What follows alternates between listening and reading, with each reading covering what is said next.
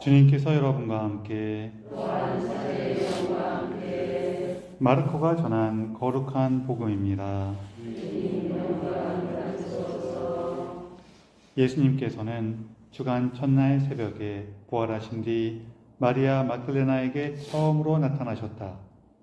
그는 예수님께서 일곱 마귀를 쫓아주신 여자였다. 그 여자는 예수님과 함께 지냈던 이들이 슬퍼하며 울고 있는 곳으로 가서 그들에게 이 소식을 전하였다. 그러나 그들은 예수님께서 살아계시며 그 여자에게 나타나셨다는 말을 듣고도 믿지 않았다. 그 뒤 그들 가운데 두 사람이 걸어서 시골로 가고 있을 때 예수님께서 다른 모습으로 그들에게 나타나셨다. 그래서 그들이 돌아가 다른 제자들에게 알렸지만 제자들은 그들의 말도 믿지 않았다. 마침내 11제자가 식탁에 앉아 있을 때 예수님께서 나타나셨다. 그리고 그들의 불신과 완고한 마음을 꾸짖으셨다. 되살아난 당신을 본 이들의 말을 그들이 믿지 않았기 때문이다. 예수님께서는 이어서 그들에게 이르셨다. 너희는 온 세상에 가서 모든 피조물에게 복음을 선포하여라. 주님의 말씀입니다.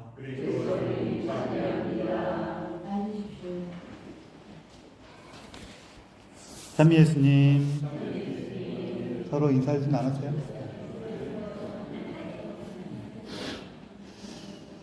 그래요. 어떤 목사님이 다른 강연에 갔다가 재밌는 얘기를 들었어요. 어떤 얘기였냐면은 강연자가 그러는 거예요.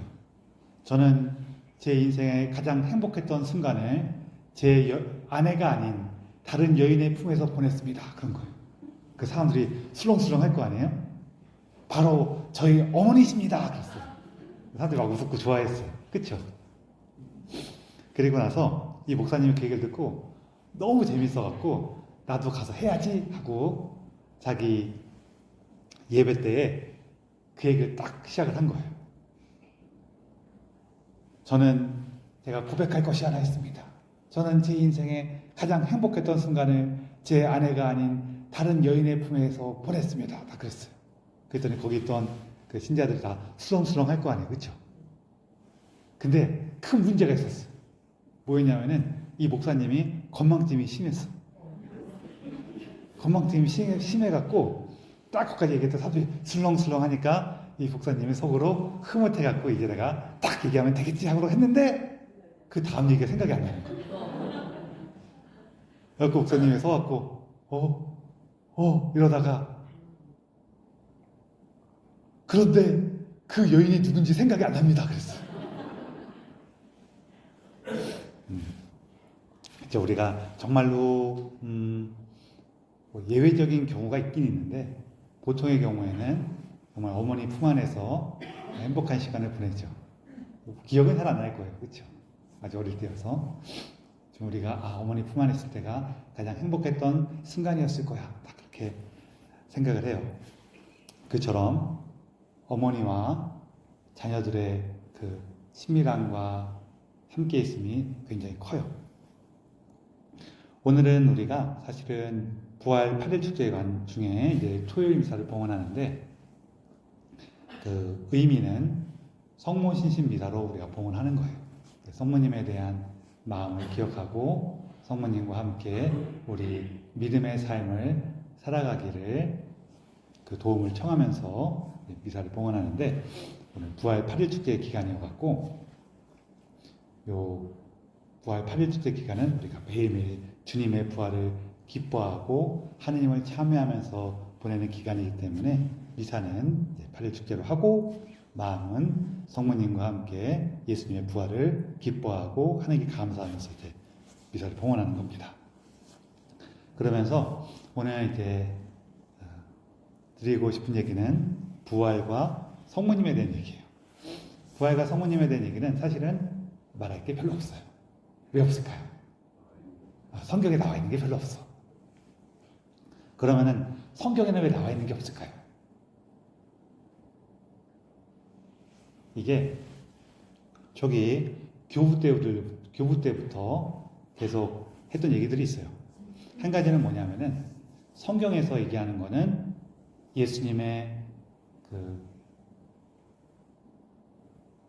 일거수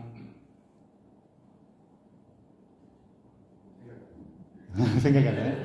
제가 지금 말이 맞나 싶었고 일거수일투족이라 그러죠. 근데 그 말이 틀린 말인가 싶어갖고 성경의 목적은 예수님의 일거수일투족을 다 쓰는 게 목적이 아니에요. 실제로 요한복음에서는 또 뭐라고까지 하냐면은 예수님께서 부활하신 뒤에 많은 걸 하셨는데 여기에 다 쓸 수가 없으니 여기까지만 쓴다 이렇게 써 있어요. 아예 그렇게 써 있어. 성경에서 목적하는 거는 예수님의 모든 세상알이나 이걸 다 쓰는 게 목적이 아니라 예수님께서 어떤 분이시고 그분께서 우리를 어떻게 하셨나, 우리를 어떻게 구원하셨나, 그리고 우리가 예수님을 찾아서 어떻게 생명에 도달하는가, 이런 얘기가 핵심이란 말이에요. 그러다 보니까 여기 부활하신 다음에 주로 등장하시는 모습은 뭐냐면은 예수님께서 당신의 부활을 통해서 당신의 제자들, 곧 교회를 어떻게 이끄셨는가, 여기에 핵심이 맞춰져 있어요. 그러면은 자연스럽게 뭐가 좀 빠지게 되냐면은 예수님께서 사적으로 당신의 어머니를 찾아가셔갖고 어머니 저 부활했어요. 나도 널 믿고 있었단다. 이런 얘기를 쓸 필요가 없다는 거예요. 이해되시죠? 이게 한 가지 목적이고, 그러니까 성경을 쓴 목적이 뭐냐? 우리 늘 계속 말씀드리지만 성경은 누가 썼어요? 성경은 지자들이 쓴 거예요. 성경은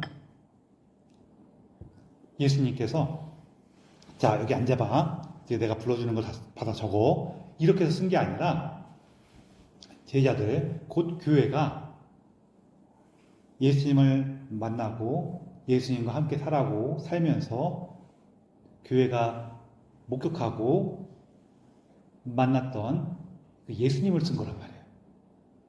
그 교회가 쓴 거기 때문에 예수님께서 그 개인적으로 당신 어머니와 만나시고 이런 얘기를 굳이 쓸 필요가 없어요. 그리고 두 번째 이유는 이것도 우리가 한번 기억해 보면 좋은데요. 우리 성경에 이제 막 부활의 장면을 보면은 예수님의 부활을 목격한 사람들의 사실은 순서가 조금 있어요. 누가 제일 먼저 만났어요? 그죠? 마리아 막달레나와 여인들. 그리고 그 무덤에 누가 갔어요? 베드로와 요한 사도가 찾아가 봤어요. 이런 식으로 예수님의 부활을 가장 먼저 목격하는 거고, 그 부활에 가까이 간 사람들은 그래도 예수님에 대한 사랑이 큰 사람들이었어요. 그렇죠? 그러면은 예수님에 대한 사랑이 가장 큰 사람은 누구예요? 예수님 어머니시죠. 그래서 마리아님께서는 골고타 언덕까지 다른 제자들이 떠나갈 때에도 거기 남아있는 몇 명의 제자들과 함께 예수님 마지막 순간까지 함께 하시고 그 무덤까지도 같이 가셨어요. 그리고 예수님에 대한 사랑이 가장 컸기 때문에 사실은 이제 이건 더 후대에 나온 얘기고, 특별히 동방교회에 이런 영향을 많이 받은 건데, 어떤 일이 벌어지냐면은 예수님께서 부활하셔서 마리아님께 가장 먼저 나타나셨다, 이런 얘기도 있어요. 마리아님께서 찾아오실 필요 없이 예수님께서 예수님의 부활을 가장 먼저 만났다, 이런 얘기가 있고, 또 그 다음으로는 어떤 게 있냐면요, 성경에서 기록된 거는 이제 예수님의 부활을 찾아 나서는데 무언가 어려움을 가진 사람들이 나타나요. 마리아 막달레나는 예수님을 너무너무 사랑했지만 지금 자기 마음속에 큰 아픔이 있어. 슬픔으로 예수님을 찾고 있었고, 또 부활을 강렬하게 체험한 이제 토마 사도 같은 경우에는 어떤 마음이 있었어요? 우리가 보통 의심이라고 얘기하는데, 저는 의심보다는 억울함이라고 좀 생각을 해요. 사람이 너무 억울하면 의심도 생겨. 진짜야! 그렇잖아요. 우리가 이거 진짜야! 이렇게 물어볼 때는 궁금해서 물어볼 때도 있지만 억울할 때도 물어보죠. 걔가 그렇게 했단 말이야! 그러면서 그럴 때 없어요? 너무 억울한 일 하면 진짜야, 걔가 진짜로 그랬어, 막 이렇게 있잖아요. 내가 되게 이제 아끼고 믿었던 사람이 누가 와서 그런데 걔가 네 흉보고 다녀 그러면 우리가 뭐라 그래요? 진짜야, 걔가 진짜로 그랬어, 이렇게 해요, 안 해요? 감사합니다. 그런 거랑 좀 비슷한 게 있어요. 억울함. 또 저 엠마오로 가는 두 제자처럼 너무 낙담하고 있어. 이런 분들. 그리고 또 베드로서처럼 죄책감에 큰 사람들. 이런 사람들에게 예수님께서 나타나셔서 그들을 돌보는 얘기가 성경에 주로 써 있어요. 그렇기 때문에 예수님에 대한 큰 사랑과 온전한 믿음으로 함께 섰던 마리아님께서는 그 믿음 안에서 예수님을 만났고 그것을 굳이 성경에 기록할 필요가 없던 거죠. 사실 여기에는 또 이런 것도 있어요.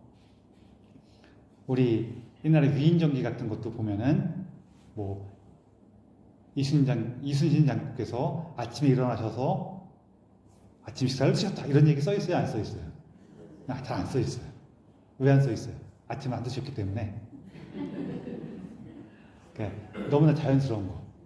그리고 오늘날 우리한테는 안 자연스러운 건데 그 당시 사람들한테 자연스러운 거는 또 기록에 안 쓰여 있는 거 있어요. 이런 것도 굉장히 많아갖고 우리 사실 성경 읽을 때에도 뭐 예를 들어서 성경에 많이 나오는 표현 중에서 예리고에서 예루살렘으로 올라갈 때 이런 얘기 나오면은 우리는 예리고라는 곳에서 예루살렘으로 올라가야 되나 봐 이렇게 생각을 하는데 당시 사람들한테는 그 예루살렘 가려면은 저 요르단강 동쪽에서 와서 예루살렘 가려면은 그냥 예리고는 당연히 거쳐가야 돼. 그래서 그냥 자연스럽게 그런 얘기를 할 때가 있어요. 그래서 옛날 사람들한테는 당연한데 그런 것들도 잘 얘기를 안 해. 그래서 당시 사람들이 다 알고 있는 거. 당시 사람들이 다 아예 뭐 원래 그런 거 아니야 이런 거는 잘 쓰질 않아요. 이런 것들이 섞여갖고 성모님에 대한 얘기가 성경에는 잘 안 나와요. 그러면은 이제 성모님의 부활하신 예수님과 관계된 성모님에 대한 얘기는 어떻게 전해졌느냐? 주로 아까 중간에 잠깐 말씀드렸지만 그 성모님에 대한 이야기들은 보통 예루살렘과 이스라엘에 살고 있던 초기 그리스도인들 사이에서는 그냥 잘 알려진 얘기예요. 성모님도 그때 꼭 같이 계셨어. 사람들이 그냥 다 보고 예수님, 마리아님 그러고 이렇게 잘 지냈어요. 그러다가 이제 교회가 복음이 여기저기 퍼져나가면서 많은 사람들이 예수님 믿게 됐는데 그러다 보니까 어떤 일이 벌어지냐면은 그 초기 교회에 대한 모습이라든지 그 당시의 생활이라는 이런 얘기들은 이스라엘과 그 주변에서 널리 퍼지고 그 사람들이 잘 알고 있을까요? 이렇게 멀리는 로마나 저기 에스파냐나 이런 데서 잘 알고 있을까요? 그 주변이 잘 알 수밖에 없어요. 그럼 그 주변을 바탕으로 세워진 교회들은 대부분 동방교회들이에요. 그러니까 동방교회에는 이런 얘기들이 이야기나 전설 같은 모습으로 많이 퍼져 있어요. 그래서 동방 교우들이 좀 더 많이 전해주고 동방의 전승들이 전해지고 있다가 이 얘기들이 나중에 언제 건너오냐면은 서방 지역 교회들이 동방 교회랑 막 교류하게 되는 그 시기가 되면은 이제 서방으로 전해져 갖고 이게 또 이제 옛날 얘기다 보니까 옛날 사람들은 글을 잘 알아요, 글을 잘 몰라요. 잘 몰라갖고 글로 써 있으면 이게 확실한데 이야기로 전해져요. 이야기로 전하다 보면은 거기 조금 이렇게 원래 핵심적인 얘기가 있고 나중에 덧붙인 얘기가 붙여지고 막 그러긴 하는데 그래도 기본적인 내용들은 전해져요. 그래서 우리가 갖고 있는 성모님에 대한 그런 전승이나 설화들은 대부분 이제 동방교회를 통해서 전해진 것들이에요. 그런 내용 중에 이제 어떤 것들이냐면은 예수님께서 부활하셔서 가장 먼저 당신 어머니께 나타나셨다. 그리고 예수님의 부활을 만났던 또 예수님의 부활을 굳게 믿고 있었던 성모님은 하신 게 몇 가지가 있는데 그 중에 하나가 베드로 사도를 얼른 찾아내 갖고 베드로 사도에게 위로의 말씀을 전하고 베드로 사도가 죄책감으로부터 다시 일어나서 당신 동료들 다른 제자들을, 12사도들을 이렇게 모아서 예수님 부활을 준비하면서 기다리고 있을 수 있도록 이렇게 도와주셨다. 그런 얘기들. 이런 얘기들이 전해져요. 그래서 예수님의 부활을 가장 먼저 만나신 분은 성모님이셨다. 그리고 그 성모님께서 예수님의 부활을 가장 먼저 만나신 이유는 뭐예요? 예수님에 대한 지극한 사랑. 그리고 어머니와 아드님으로서 가지고 있던 친밀함. 성모님께서는 예수님의 모든 말씀과 가르침을 이해하지는 못하신 것 같은데, 그건 제 생각이에요. 어떤 분들은 다 이해하셨어! 그런 분도 계시는데, 다 이해하지 못하셨지만, 이해하지 못했어도, 말을 이해하지 못했어도 상대방의 삶을 이해하고 받아들이는 것은 달라요. 그쵸? 여기 자녀들 키워보신 분들은 대부분 아실 거예요. 이게 어머니들이 자녀들 키울 때 어때요? 이 애들이 크면은 다 늘 어머니의 은덕으로 제가 이렇게 컸습니다 하면서 고분고분해요? 아니면 지가 잘나서 큰 줄 알아요? 그쵸? 지가 잘나서 컸다 그러죠. 지가 잘나서 컸으니까 너는 네가 잘나서 큰 거 아니야? 내 노력으로 큰 거야. 그러면서 애들을 딱 이렇게 내가 이겨먹죠. 그러세요? 그렇게 하셨어요? 그렇게 안 하신단 말이에요. 그냥 그래 네 말이 맞다 그러면서 따라줘요. 그렇죠? 왜 따라줘요? 사랑하니까 따라주는 거죠. 이제 꼭 그런 모습은 아니지만 성모님께서도 예수님께서 하시는 말씀, 행동 같은 것들이 요즘 애는 저러네. 우리 집에는 요즘 애들은 저러네. 그러면서 나는 그거 잘 모르겠는데, 그쵸? 요즘 애들은 휴대폰으로 이것저것 막 하면서도 하는데 나는 그거 다 알아요? 잘 모르겠어요. 잘 모르겠어요. 그래도 애들이 와갖고 엄마 사진 찍어 그러면 같이 찍어야 안 찍어요? 엄마 이렇게 하는 게 예뻐 그러면서 보여주면은 좋네 그러고 해요 안 해요? 하죠. 이게 단순히 요거랑 비교하기는 좀 그렇지만 거기서 더 커진 거죠. 예수님 말씀하신 거 성모님 다는 이해하지 못하셨던 것 같긴 해요. 저는. 근데 우리의 이 생각과 이해를 뛰어넘는 사랑으로 당신의 아드님을 따르시고 함께 하셨죠. 그래서 이 믿음 안에 계셨기 때문에 정말로 우리가 상상으로는 이해할 수도 없고 기대할 수도 없었던 예수님의 부활을 만나고 믿으셨던 거예요. 그 믿음을 우리에게도 이렇게 전해지는 겁니다. 여기서 우리가 이제 성모님께 도움을 청할 게 생겨요. 우리도 살다 보면은 우리 삶에서 벌어진 여러 가지 일들 가운데에서 솔직히 이해하기도 어렵고 어떤 건 이런 것도 있어요. 머리는 이해가 되는데 받아들일 수가 없어. 그런 것도 많이 있죠. 그때 우리가 그거를 깨달아지는 순간이 언제냐면은 예수님께서 부활하시는 순간들이에요. 그 고통 안에서, 그 어려움 안에서 고민하고 고생하고 어려움을 겪다가 예수님의 부활을 통해서 그 부활의 빛이 우리 삶에 들어오는 그 순간 우리가 깨달아져요. 깨달아지고 또 그 깨달아짐의 가장 큰 표현 중에 하나가 뭐냐면은 내가 성장해 있어요. 그걸 만나게 돼요. 그때 우리도 어머니처럼 다 내가 이해하지는 못하고 내가 다 헤아릴 수는 없다고 하더라도 예수님에 대한 큰 사랑으로 그분에 대한 믿음으로 따르고 함께 할 수 있기를 그 도움을 청했으면 좋겠어요. 특히 우리가 늘 하는 묵주기를 통해서.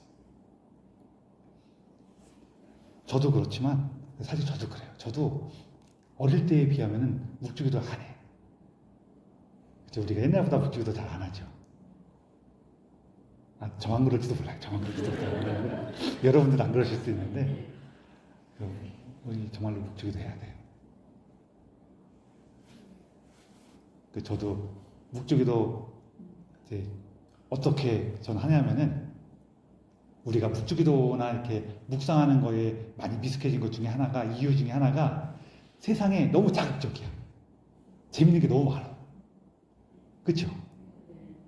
그래서 요즘 친구들이 이렇게 이제 유행어처럼 하는 말이 뭐냐면은 아우 도파민에 중독됐어 막 그런 얘기 한단 말이에요. 여러분 도파민 중독에서 벗어날 수 있는 매우 좋은 방법 중에 하나가 묵주기도예요. 저도 가끔씩 그럴 때가 있어요. 이 묵주기도 하면서 내가 지금 요즘에 막 예를 들어서 온라인 쇼츠 같은 거 있잖아요. 한참 보고 나면은 걱정이 돼. 나 도파민 중독된 거 아닌가? 그럴 때 어떻게 하냐면은 이제 묵주기도 한번 해봐요. 그 묵주기도 적어도 5단 정도는 쭉 할 수 있어. 그러면 아직은 괜찮구나 그러면. 묵주기도 5단 하면서도 이거 5단을 못해갖고 꼼지락 그러고 있고 막 그러면은 그때 위험한 거예요. 그래서 여러분들 우리가 성모님과 함께 우리 삶의 여러 가지 고민과 아픔과 두려움을 넘어서 부활을 만나는 그 믿음과 사랑 안에 머물 수 있도록 도와주는 기도가 바로 성모님과 함께하는 묵주기도라는 걸 기억하시고 특별히 도파민 중독에 걱정되시는 분들은 더욱더 묵주기도 하시기 바랍니다. 그래서 아까 말씀드린 것처럼 성모님의 도움으로 성모님처럼 우리의 생각과 우리의 기대를 넘어서 특별히 어려움과 아픔과 좌절 안에서 부활의 기쁨으로 갈 수 있도록 성모님께 도움을 청하면서 그리고 그 부활, 우리가 만나게 될 그 부활을 희망하면서 이 미사를 봉헌합시다.